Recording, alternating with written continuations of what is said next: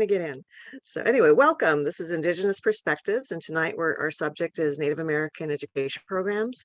And so I'm very happy to welcome our panelists tonight.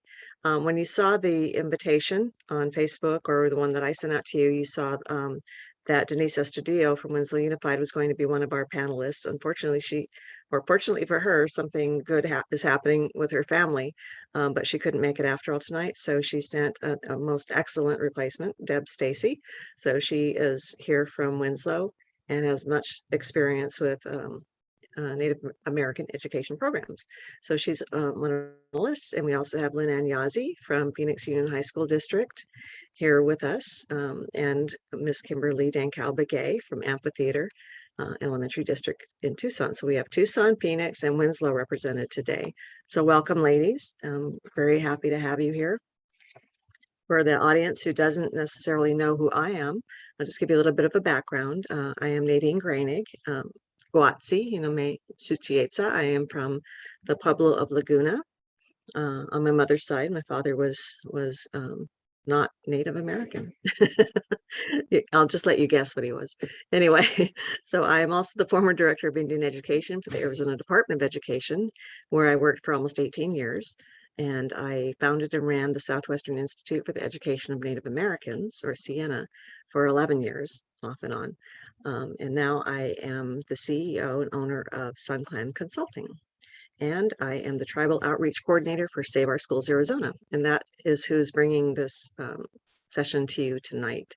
I do a series of Indigenous perspectives, and we change the topic each time. And so on November 30th, mark your calendars, we're going to be talking to school board members in high density schools. And high density means they have a 25% or higher Native American enrollment. And then we have some other topics coming up that I'm excited about in December. So just stay tuned. So I'm going to go ahead and start by telling you a little bit more about our panelists. So I'll start with Kimberly. She's of the Kiowa, Caddo, and Pawnee Nations, born and raised in Southwest Oklahoma. She received her bachelor's degree in political science with a minor in pre-law from Fort Lewis College in Durango, Colorado. She also studied at the University of Arizona in the American Indian Studies graduate program. Kimberly has worked for the Bureau of Indian Affairs, the Kiowa Tribe of Oklahoma, and the United Kiowa Band of Cherokee Indians. She currently works as a district coordinator and advisor of the Native American Education Program for Amphitheater Public Schools in Tucson. Kimberly also serves on the Arizona Office of Indian Education Advisory Council, it's a mouthful, and is the president of the Arizona Indian Education Association. She is active in her local Native organizations, including the Native Education Alliance of Tucson. So welcome, Kimberly. And next, we have Linan Yazzie. She's a member of the Navajo Nation from Chinle, Arizona. She is the Native American specialist with Phoenix Union High School District and oversees the Native American Education Program, which provides support and services to over 1,300 Indigenous students. Linan also serves as the chairperson of the Arizona Office of Indian Education Advisory Council, and as a communications secretary for the Arizona Indian Education Association. Linan received her bachelor's and master's degrees in mathematics and secondary education from Arizona State University. So welcome, Linan. Finally, I've got information about our friend Deb. Deb Stacy is a Pueblo Indian of the Laguna and Hopi tribes, so we are tribal members together. And she is a graduate of Northern Arizona University with a Bachelor's of Science degree in elementary education. Deb has been with the Winslow Unified School District for 40 years. Her initial experience was with Indian education programs, so it's a perfect fit for tonight. She has taught kindergarten, 2nd, 5th, and 6th grades for the last 26 years. She did retire briefly as a veteran in 5th grade and has since returned to work. Deborah's husband, Frank, retired from Holbrook School District as a biology teacher and coach, so they kept that education in the family. They have 5 children, each of whom have college degrees. They all enjoy watching various sports, doing arts and crafts, as well as participating in their Indigenous culture. So welcome, Deb, and I really appreciate your being able to come along and alongside these other great women to talk with us tonight. So I would like for you to introduce yourselves, tell a little bit more about yourselves briefly. We did get started late, so maybe just a couple of sentences if you'd like. So who wants to go first? Okay, I'll call on you. Kimberly. Remember to unmute yourself. Thank you, Nadine. I appreciate the Save Our Schools Arizona Network and the Save Our Schools Arizona for inviting me to be on the panel this evening. I'm looking forward to it. As Nadine mentioned, my name is Kimberly Daingkau-Begay. I'll just quickly introduce myself in my language. So Nawa Kwahat, Hatsoen, Toya, Goigu, Masif, Chawi, na Oklahoma, Aim Da, Kimberly Daingkau-Begay, Khan. Again, I am of the Kiowa, Caddo, and Pawnee Nations, originally from Oklahoma. I currently reside in Tucson, Arizona for the past 10 years. I've been with the Amphitheater Public School District for about 10 years and with the Native American Education Program. And I currently serve as the coordinator. Thank you. Great, thanks for being here. Lynnann? Hayate, Lynne Yazzie, and Chateau Edling Nishnedo, my dish gives me Bashachin, Tanazanid Chado, Piani, Dashanella, Chinle Nasha. Hi, everybody. Thank you so much for this invitation and for having us on the panel tonight. My name is Linan Yazzie. I'm originally from Chinle, Arizona. I've been in the Phoenix area now for over 20 years. Came to ASU down here. I taught high school math for about 7 years. I also coached volleyball, softball, and then I also worked for Unity, United National Indian Tribal Youth as well, prior to me starting with Phoenix Union. This is just the beginning of my 3rd year now. And I do oversee the Native Education Program as well. Thank you. Great, thank you. Deb?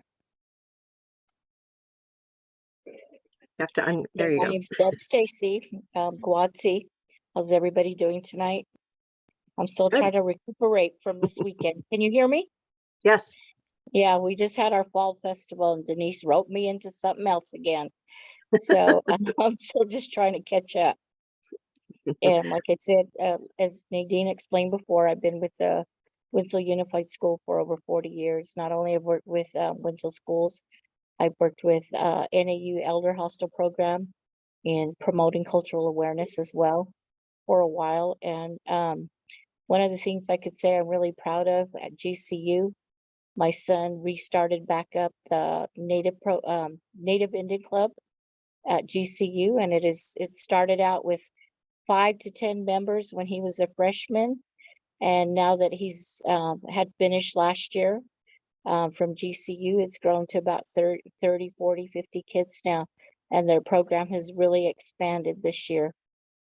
That's So wonderful. He laid the groundwork for that one at Grand Canyon.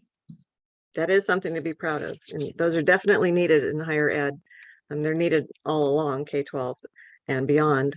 But especially higher ed, that's why the dropout rate from college is so high, is because they don't have those supports. So great for him. Thank him for us. So I'm going to give a little bit of background for our audience who may not be aware of this, but so just so you can put this into context.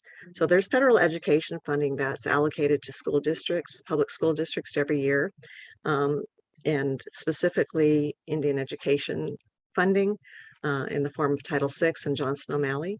And that's usually what is used to support after-school programs or intercessions or maybe summer school for eligible Indigenous students. And that's across the country.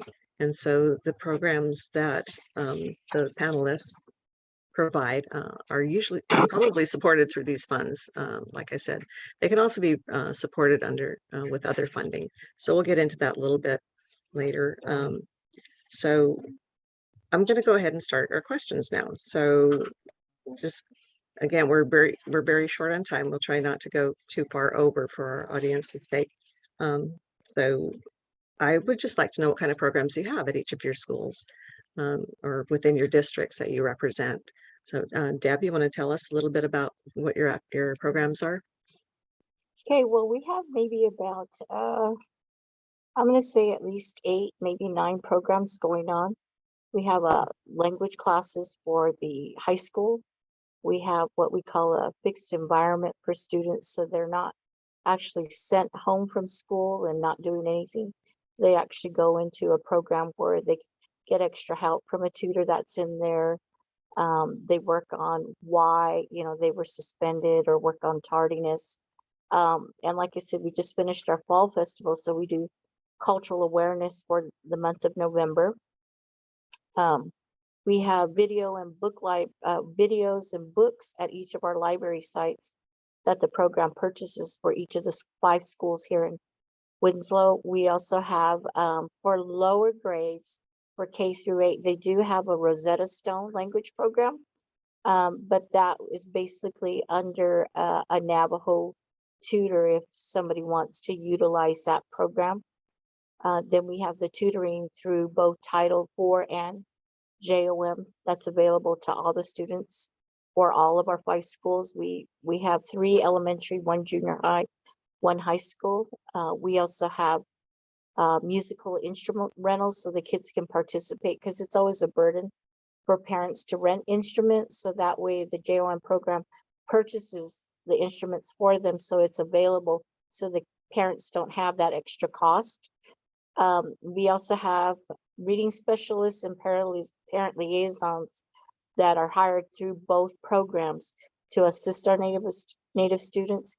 And then they do provide some parental cost for some parents. For example, if they need glasses, maybe a class fee or graduation, but that one's paid only through the Johnson O'Malley program. And they also assist the GATE program here at the elementary schools. Well, you are doing a lot. And one of the reasons I wanted to have this session is because I want the parents out there who may be listening, or other people who work in schools, to understand the flexibility that there is in these programs. Johnson O'Malley in particular is very flexible, and Title VI has that emphasis on language and culture, but they are very, very open to what you can use the funds for, as long as it's helping the Native students. So Lynnann, would you like to tell us about some of the programs you've got going? Yeah, absolutely. So a lot of the things that Deb talked about, we also assist our students with, as far as class fees. We help purchase cap and gowns. We actually host our own Native graduate celebration, where it's kind of our own, like at ASU, they have their Native graduation. So we do something similar in our district. We do have 21 high schools in our district. And so with Phoenix Union, we are an all high school district. So I work with, just 9th through 12th graders. So we do a lot of college and career readiness, working with FAFSA, taking, well, of course, pre-COVID, college campus visits, taking students to college and career fairs. We actually host our own. We're hosting our own college and career fair this coming Saturday, actually. And we're working with some Indigenous Community Collaborative to put together another career, like more of a career night preparation. We also have, so our program, we have 4 advisors, well, really 5. 4 of them are paid by our district. And then we have 1 advisor through an MOU with Gila River Indian Community, their tribal education department. So we actually have 5 advisors who are in our schools every day of the week. And so they are more of that direct connection to the students. And so the students know when they're going to be on campus. And then I work at the district level. And so we also provide different educational, like college and, cultural and language courses as well. We help develop curriculum for some new courses that we just started this year. We do have Navajo language. We had 3 years so far. We just are getting approved the 4th year. So as far as I know, I think we may be the first district or only district that has 4 years of Navajo language. So when a student starts their freshman year, they can actually graduate with 4 years. We also have Navajo government that we just started this year, as well as English 7-8, which is senior English from the Native American perspective. So helping with the curriculum, that's all part of it as well. And of course, our community events, we just had our drive-in movie event. We showed More Than Fry Bread this past weekend. And so, there's a lot that we do. We support our youth councils too in several of our schools that are fairly active. We do take our students to the youth leadership development conferences, trainings, workshops. We partner with Phoenix Indian Center, Native Health. So there's a lot of things that, like you said, the flexibility, it just depends on how creative do you want to be, and how many connections and collaborations do you want to be a part of to bring, kind of the community to our students as well. So, thanks. Yeah, you're welcome. Thank you. That's really a lot. And I love the collaborative aspect of it, especially working with Gila River Indian community. And I know that they're very good about doing that. When I was the director, I oversaw the Johnson O'Malley applications that came through, excuse me, came through the department. So I heard about some of those collaborations that Gila River did with other school districts as well. And hopefully other tribes are doing that, especially since now tribal consultation has been required for a number of years now. Hopefully that's what it's leading to, is more collaboration between tribes and school districts. So Kimberly, why don't you tell us about some of your programs, and as the others have done, mention how they're funded as well.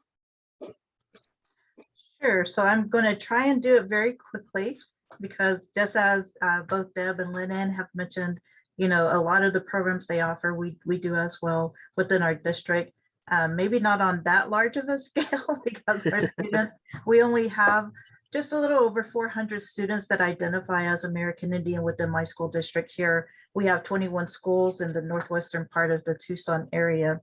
And so, but we do try and provide these programs so that all of our Native students can have that opportunity to get that sense of pride of where they come from, and to get that sense of culture that they may or may not have in, from their homes. So first and foremost, we focus on academic tutoring. We want to ensure that our students have that support that they need in the school district to ensure that they are doing academically well, and that any barriers or challenges that may come before them, that we are able to help pull them through that, or to assist with getting beyond those barriers to help them do better in their classwork.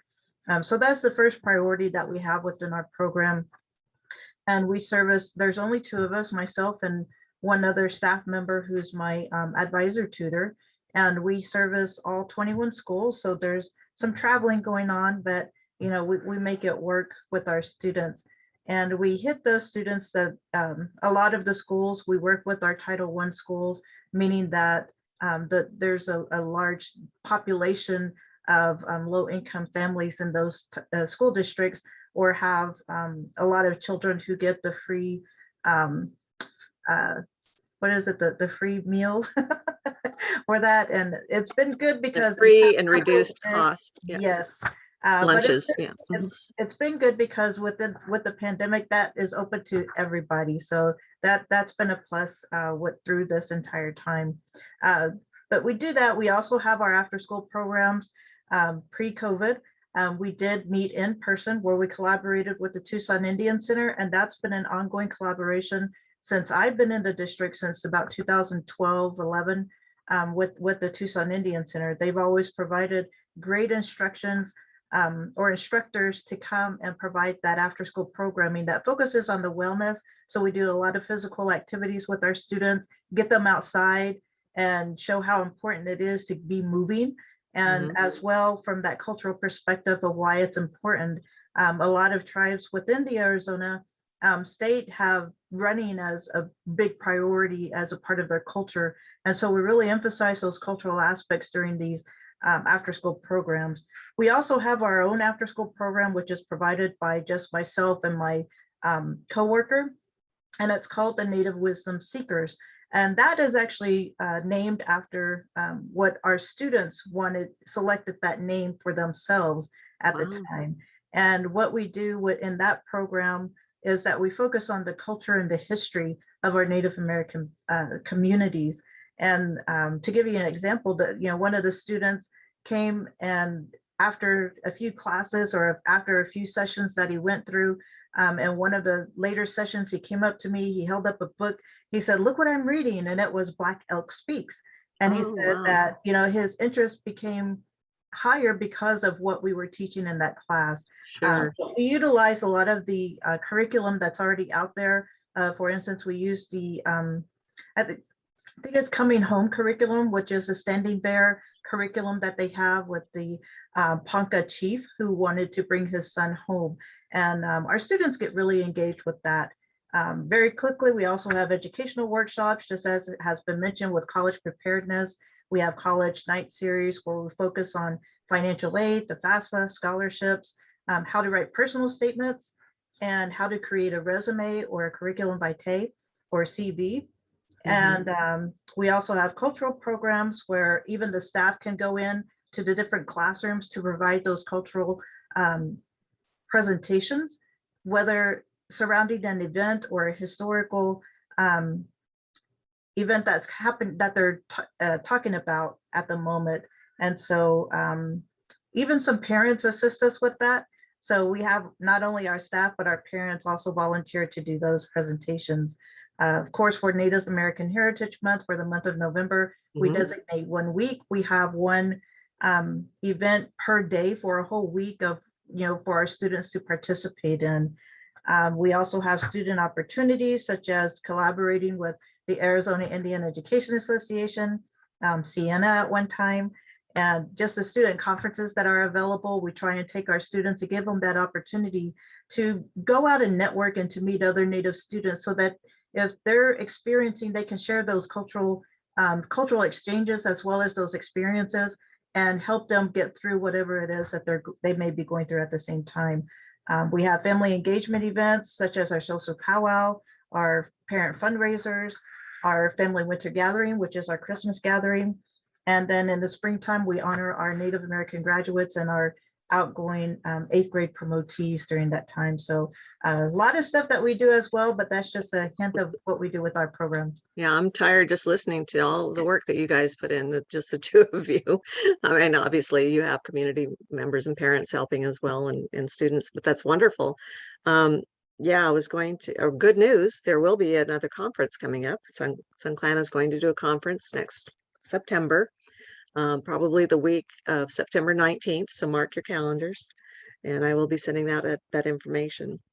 So yeah, you talked about your parents, and of course I know the law, and the law governing these funds, but our audience may not know that. And so one of the things I like to teach parents when I work with parents, especially if they're on an Indian Education Committee, is that the Title VI funds and the Johnson and Valley funds, how they're being used should be determined by the Indian Education Committee, made up of parents of eligible students. That's not always how it works, but I like to think that's because of ignorance, not because of willfully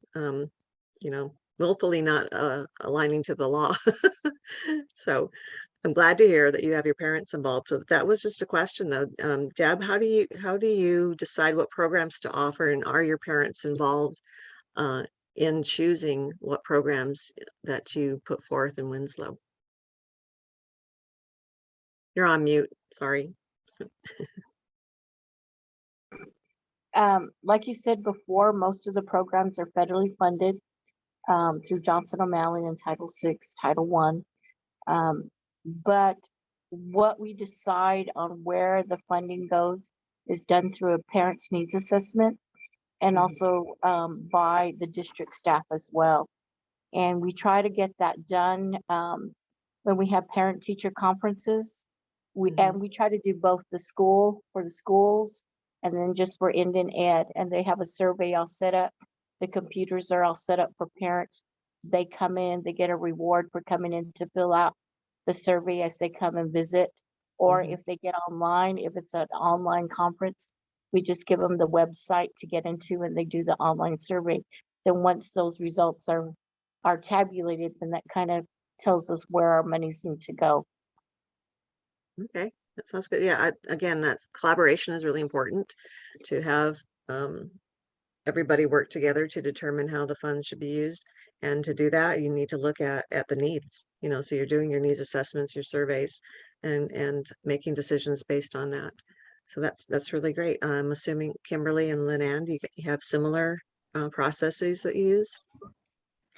Yeah, pretty similar. So we hold a meeting specifically for the budget. So parents who join us, we actually go over the different categories of where money has been spent in the past to see if that's something that they want to continue doing. if they don't feel like the funding is, or the money needs to go to, certain areas anymore, and would prefer that it be used on something different. For example, during COVID, hotspots were, one of the big things for us. Although, even though our district was providing a hotspot to any students who needed it, they had purchased T-Mobile hotspots.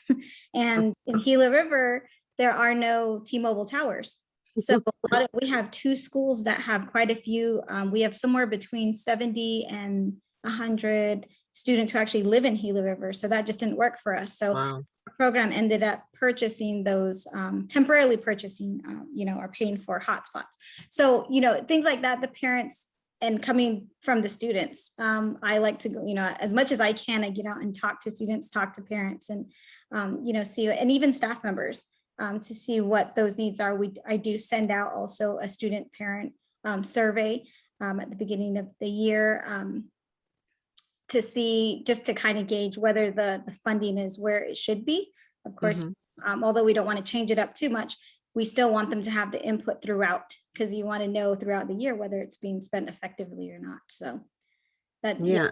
it's all parent meetings for us.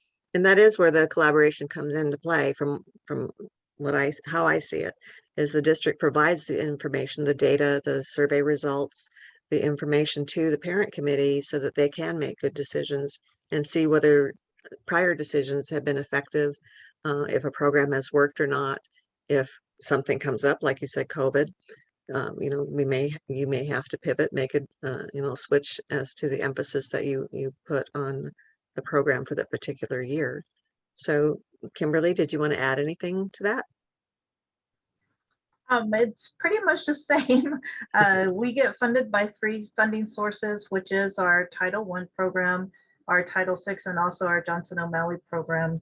But our parent committee really steps in, and they actually fund a lot of extracurricular stuff, not stuff, but events for our students and our family engagement activities, any door prizes or incentives. Our parent committee really steps in to provide those, the funding for those particular items. Because as you're aware, there are some guidelines and the restrictions, with our Johnson O'Malley and Title VI funds, as well as Title I. And so some of the things that we can't do, our parents really step in and assist us with those items. That's wonderful. So that's the other message I like to get out to parents, is that they have this power. They have the ability to have an impact on what's happening in their children's schools.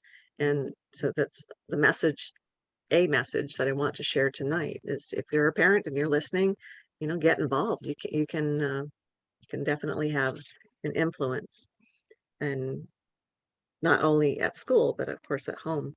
So what would you say, Deb, what is the impact of your programs on students? So let's say you have a student who isn't involved in one of your programs, and then they become involved in a program. What's the difference? What's the impact that your programs have on those students? Hey, like with the impact, we've had a lot of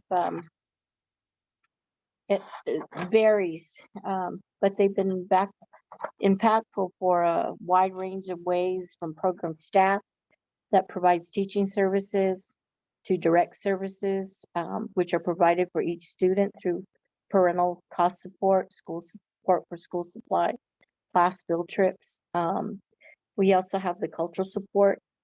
They receive helps to relieve the stigma that they have on equal opportunity to participate in all programs. And as I stated before, we have many students that have gone on that have obtained their college degrees. And they've come back to our district to be teachers or administrators. They've also become like noted artists or professionals. We've had Cecilia Estudillo, who went through some of our programs that were offered through JOM. She went on to school, became a counselor. So now she's one of our Native American high school counselors at the high school. We also have another student that went through, we didn't quite have the Title VI, used to be Title IV programs during the time I went to school, but we did have Johnson O'Malley. I came back, as a school district student, came back as a teacher. I have a co-classmate that's also another high school counselor in our high school now. We've had like Michelle Tom, who has recently become a doctor. We also have Darlene McCauley, who's gone through our school system.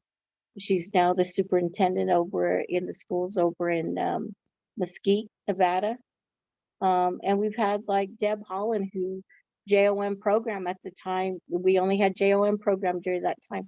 And look where she's at. She's the Secretary of Interior today. So we've had some good outcomes. And like we said, a lot of our kids have come back. They haven't come back to be coaches. They've come back to be teachers. And we That's wonderful. have our Native American staff for our school district has been growing. And, you know, Connie Gober, she's our superintendent now. Even with like my kids in general, they all are taking a part. I have a daughter that works down in the valley for Native Health. I also have my son who's a noted artist and works with organization programs in Albuquerque, New Mexico. I said, we've just had a lot of kids that have come out using these programs, even our music program. We have one girl who went through our music program through elementary school, and as she got a college scholarship through the music program to attend NAU, and she's one of their lead chairs with the NAU music program up there. So like I said, it's just a matter of getting them in, not to, you know, for them not to be shy. And we as educators ourselves to show out, hey, look, you can go out and do this. It's not hard to do. And just give them that encouragement as well. That's wonderful. Congratulations. That's really good work. And I'm sure all of you will agree that our Indigenous students need those role models. They need to see people like themselves in their schools and in their classroom, and especially the counseling, I think, is really important. I do have to add, though, we had an elementary student about 2 years ago, little Hopi boy who became a student ambassador for the state on Indigenous cultures a couple of years ago, too. He's now in junior high. He's still working on that leadership role over there as well. That's terrific. As a person who does leadership training for Native youth, I really, really like hearing those positive outcomes. I'm going to switch it up a little bit on Kimberly. I'm going to pick on you. So we just heard about the wonderful, tremendous impact that these programs have had in Winslow. So what, in your view, and maybe you have experience with this, would the impact be or the outcomes be for students, Indigenous students who didn't have these programs? So if there was no Johnson & Malley or no Title VI and you weren't able to offer these programs, what do you think would happen with these students? Well, I think first and foremost, they would miss out on a lot. Support mainly, you know, a lot of the support that isn't there. And I do hear from parents in other school districts. There's only 4 Indian education programs in the Tucson area, with our district being one of those 4. And there's other school districts within the area where we do have Native American parents that contact our office asking if there's any assistance we can provide because their student at their school isn't getting that support or assistance that they need to get through school, whether it be academically or financially, or even just that cultural support for their students. And so I think it has a significant impact upon those students that they are really truly missing out on these opportunities, and especially that support system that is needed, very needed for our Indigenous students across the board. And so I think that's one of the things that you know, I would feel, or that I have heard from a lot of parents who do have students outside our districts, any of the 4 districts that don't have Indian education programs. And you know, it's heartbreaking because we have to abide by our district guidelines and the federal guidelines that we have, that, you know, we can provide resources to them, but we can't directly assist them in that way of, you know, even though we want to help them as much as possible. So in return, I provide resources to the parents of where they can go to, or invite them to come to our district. You know, so Transfer. that's always an option. But even if we have students that transfer outside of our school district to another school district, we really work with the Indian education programs that they transfer to ensure that they do have an update status on how well the student is doing, or if there were any barriers or challenges they may face, you know, that of the reason why they moved out. And so we work very closely with the local educators here to ensure, because, you know, ultimately, as with all educators that work with Native American students, we want our students to succeed. You know, so any challenges or anything that comes before them, you know, we've all been there. So we want to ensure that they can get over that stepping stone and knock that barrier down so that they can move forward. Mhm. Thank you. Very good response, considering I just threw it at you. Huh. So, okay, so we found out that the impact of these programs can be very, very positive. It can go through generations. Without it, we could lose some students. I definitely relate to what you're saying with other schools or districts contacting you asking for help, because they did the same thing when they called the Department of Education asking, you know, they were new to the state, their child was Indigenous, and their school didn't have anything for them. So keep that in mind out there. If anybody wants to, you know, support those efforts within your school, you could talk to the was it your son? Yeah, your son, Deb, who started a Native club at GCU. Maybe he has ideas, and the other ladies have ideas too, about how to start a club in their school. Are non-Native students ever involved in any of your programs, or any of the staff or community members? I think you kind of mentioned that a little bit before, but Lynnann, do you have students who are not Indigenous who participate in any of your programs? Yeah, absolutely. So, and it kind of goes along the line of students who don't have Native programs or any type of programming for Indigenous students. We also try to host events where, yes, it is focused on our students and families, but can still be open to the public. Like when we did our movie nights, we did a resource fair with it. And of course, it was open to the public, so anybody could come and you know, get those resources as well.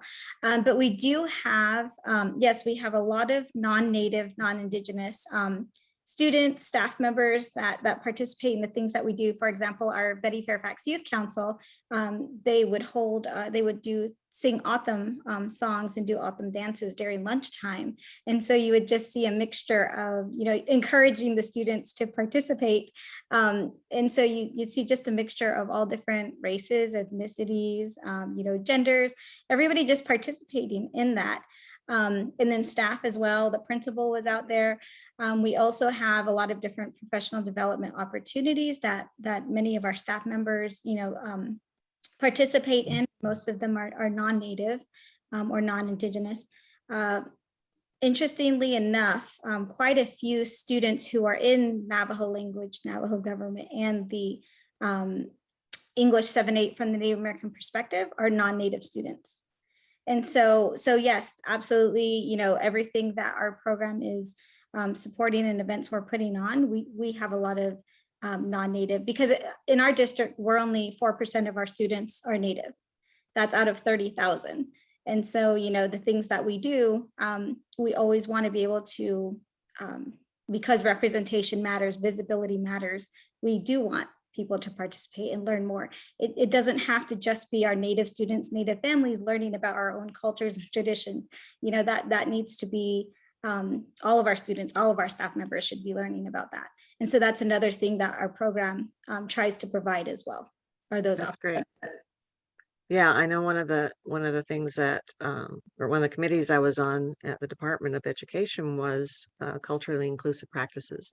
And so the idea behind those, of course, is to honor and show respect for every student's culture and background, race, wherever they come from, but also, of course, so that they feel free to share, so that all the students learn what they have in common, rather than, you know, focus on more what's in common than the differences, so that can break down barriers between students. So has that been your experience? Have you seen that kind of thing happen as a result of having non-natives involved in your programs? And anybody can feel free to share. Yeah, I'll share out I think it makes a significant impact as well.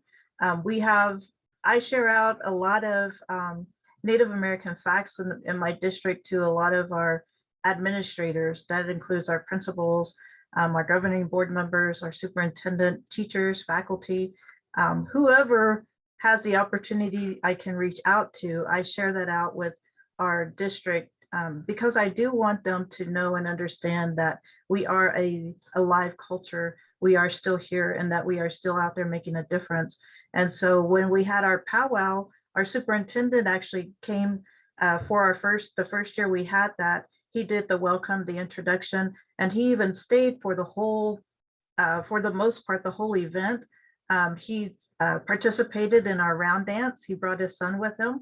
So he participated in that. He went to all the vendors. He even bought a few things, from our vendors. So he was very supportive of our Native American education program, as well as our students and our families. Different district staff always come up to me and ask me what events we're going to be having because their companions or their children, just to help educate themselves on our culture, as well as Deb mentioned earlier, how her son started the student club at GCU. When my son was in high school as a freshman, he was interested in starting a student club at his high school. And we have 3 high schools, so his was the first one that would ever have one. Well, not the first high school, but the first Native student club at that particular high school. And he, along with other several students, instigated that and initiated it. And it came to fruition by the time he was a junior. And in that club, they had non-Indigenous students that participated. They became members, they helped, they supported, they volunteered, they attended our events. And so it does make an impact even in those students' lives because they're getting education. And what was really nice to hear is that not, what are you guys about or anything like that. Their question was, how can we help? What can we do to help? And so even my middle school students, when we would talk about the history, I distinctly remember a 5th grade student, after I talked about and shared out some cultural history in that classroom in the presentation, she looked at me and she said, it's funny how when the United States government wins against, in a war, it's called a victory. But when it's turned around and Native Americans win a war, it's called a massacre. She said, why is that? So questions like that this middle school student is asking. So they're inquiring. Good question. And it's very, I think the non-Native community is interested in wanting to learn more about us.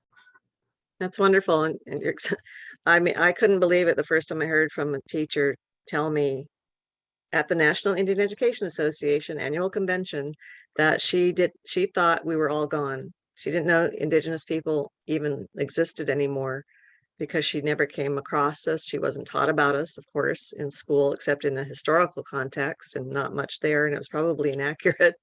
And she said, until she got a job that required her to work with Indigenous students. And she said, I'm so embarrassed that I didn't know that. And another one piped up and said the same thing. She thought we were gone too. And I wanted to let them know that it isn't their fault necessarily. I mean, when do you see us in a movie on TV? It's always in history, it's not contemporary. And like I said, it's not taught in school about us, or if you hear anything, it's usually about this time, like what's happening next week. I don't mean my birthday, which is next week, but but Thanksgiving is not necessarily, well, it's not accurate what they learn about in school. But I said, now that you have that responsibility to learn because of who you're working on behalf of, and that's your students. So yeah, it's hard to believe we are not invisible. Deb? Yeah, I was going to also add our school district has that de minimis policy. So that allows the non-natives to participate in some of our programs. For example, like the reading specialist, not only does she service those kids that fall in that tier 1 that are on the low level of the reading range. We also incorporate some of the other students, non-native students, in with that group that she works with. Also, the city is really great with our mayor being native, half native. She's anything that comes up that has to do with federal programs dealing with the Native American community. She really tries to promote that through the city council, through their Facebook programs, through Good. their other media outlets as well. And she helps to promote our Native American Month as well. And then we also have other advertisers that are willing to come in and, you know, do our advertising for us. And even our local Winslow theater, like, is it Lynnann? Lynnann, Talked about, movies, you know, the movies. We just showed our 3 movies last week, which was Legends of the Sky, The Boy and the Eagle, and Wind Talkers. And that was opened up to the community, where the first 100 participants that came in, their admission was paid for.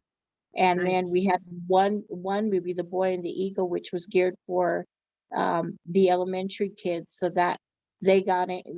They went in, it was free, but they also got free popcorn and a drink, Nice. just for the students only. So they open up that theater for us for the 3 days. Normally we go like a 4-day route, but this year, because of time constraints, we could only go 3. So those are some of the other things that we have that our program works with. That's really great. The staff too. We're Mhm, yeah. teaching some of our staff members how to make fry bread. That's coming up tomorrow on Thursday, because we're doing a scholarship fundraiser. So some of the staff on our school district staff have volunteered to come in and help with that. That's great. I really love to hear that. And this whole session has been very uplifting for me. You know, I hear about obviously I have to know about history of our ancestors and the impact it still has on us today. My mother was a boarding school child. So I feel the impacts of her having been taken away from her parents and taken to a boarding school, et cetera, et cetera. I've shared that before. And it can be very depressing. I mean, you read about now that the children who died at Carlisle boarding school, and of course the Canadian children that they discovered, and their bodies are being repatriated. It can get you really down. It can get you really sad and depressed if you dwell on that. So we have to, yes, think about that. Know that it has had an impact, continues to have an impact, but there are so many great, positive, happy things that you have just talked about, and that we are doing, and we are resilient. We are still here, and we are succeeding. And I just have to thank you, ladies, for sharing all of this positive information. And I hope our audience and get something out of that. Will be inspired to get more involved, especially if your parents and those non-natives who are listening. And you know, I think all of these programs would be great for non-native students, you know, to have this kind of enrichment added to their educational experience, and that they too would do well and benefit from that. So I have one last question, and that is, if you had all the money and resources in the world at your disposal, what would you do that you can't do now as far as your programs go? So Lynnann, you brightened up when I said that. So do you have an idea? We'll always take more money. No, I just, I didn't say I had any. Oh, I thought you were writing a check, Nadine. No, it actually, interestingly enough, I actually just presented to our governing board last week, and a week and a half ago. And one of the big things that we talked about was our staffing. I know that always becomes, you know, an issue, and you know, Kimberly's talking about there's 2 of them. You know, there's me at the district, and then thank goodness I have my advisors who actually are in the schools. But when we look at their the student count, the number of students that they work with, each of them, they're about 300 each. And that's a lot of students to try to even connect to, you know, and we do have a lot of opportunities to share. We do have a lot of information to share, and it's difficult for them to, if they're on a different campus every day. You know, if they're servicing 5 different campuses, that means they're only on campus once a week. And so, you know, I'm fortunate enough to be in a district where our superintendent, our governing board is actually very supportive of the things that our program is doing. And we used to have 8 to 10 advisors at one time, and they said, and why don't we have that anymore? So we're looking to expand our program in that way. But the other thing is adding on more culturally responsive courses. We're looking at US government history for next year. And, we would love to have more staffing, more representation of educators who have that background, who have that real understanding of, Native peoples and what our history is and to current, what's happening now. Deb mentioned Deb Howland, how many people actually know that her and Therese Davids were the first Native, female congresswoman. So it's definitely staffing educators who can teach language courses, that type of training, that type of education. I think that if we had funding, it would be great to definitely see more of that. Okay, great. I like those ideas. Kimberly? I'll try and be quick, Deb. Now, the same thing, I think, of course, my big passion is about the curriculum and the history and implementation of that throughout the school districts, across the state, across the nation, that should be first and foremost mandatory for all the teachers to have some type of training in our Native American history. As Lynnann said, we always want more staff.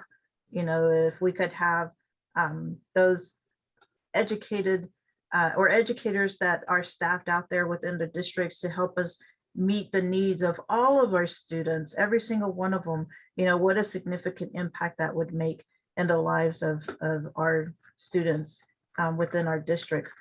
But one of the things that I thought about, I would like to see is to have our elders to come in, for our Native communities. That's where our teachings are passed down from, that knowledge, that wisdom that is shared from generation to generation. And when when your grandparents talk to you, you listen, and it's a whole different perspective when it's coming from an elder. And especially if they're traditionally share that traditional knowledge with you, to emphasize of the importance of life, those life skills, those life teachings, those values, those customs, those traditions, those morals, all those teachings from that cultural perspective. If we had a program where we could just have our elders to be a part of that and to get them into the classrooms, to share that knowledge with not just our students, but all the students, teachers, faculty, staff, throughout the entire districts at the schools. I think that would make a significant impact in how our students academically succeed. If they know that that support is there, if they know that they are visible, that our schools actually see them as a person, as somebody who can make it in school and has that opportunity and provides that pathway for them to create this opportunity, what a difference that would make. And how many leaders, more leaders can we have out there that will eventually come back to all of our communities, as Deb was talking about earlier, how those students come back and how they go out and make a big difference. Just think of that impact if something like that could happen with all of our schools and with our children. I'd love to think about that. It's exciting and it's happening. We just need it to happen some more. So Deb, what would you do? Well, they've touched on both spots. Language is a really important thing. A lot of our, when we no longer speak the language, our culture dies out. So one of the things that if we had a wish list is to hire teachers to teach both Navajo and Hopi, maybe start up a Hopi language class. I mean, our Navajo language class is going pretty good right now. But also to implement it at the junior high and elementary levels as well. And one of the other things that doesn't require a whole lot of money is, one thing I think we need is time. We've got, you know, we need more time to develop these programs, or we need more time to teach these programs, because there's many different cultures, many different languages that the kids need to learn, not only just of themselves, but to be respectful of other tribes as well, because we're all one. And so that's one of the two things that we'd like to look at if we had extra money somewhere. Okay, well, that's wonderful. When I become a billionaire, I will write those checks. Nadine, Yes. big dreams would be to have Indigenous-based education schools, fully Indigenous-based education schools. So when Okay, I'm a billionaire, that's what you need to fund. okay, I'll keep that in mind. This is being recorded, so I'll remember. Thank you so much. Again, to our audience, I'm sorry we got a late start, but I think hopefully you stuck with us. Well, you did if you hear this, or you'll hear this recording, which we will post on the Save Our Schools website. And I will also send out the link to the recording through my listserv. So thank you so much, everybody. Again, it was very enriching to me. Made me feel a lot better than I was feeling earlier today, more hopeful. So thank you very much, and take care. Enjoy the holiday season, and hopefully we'll see you soon. Thank you, Nadine. Thank you. Thank you. Have a good evening. You're welcome. You too. Bye-bye.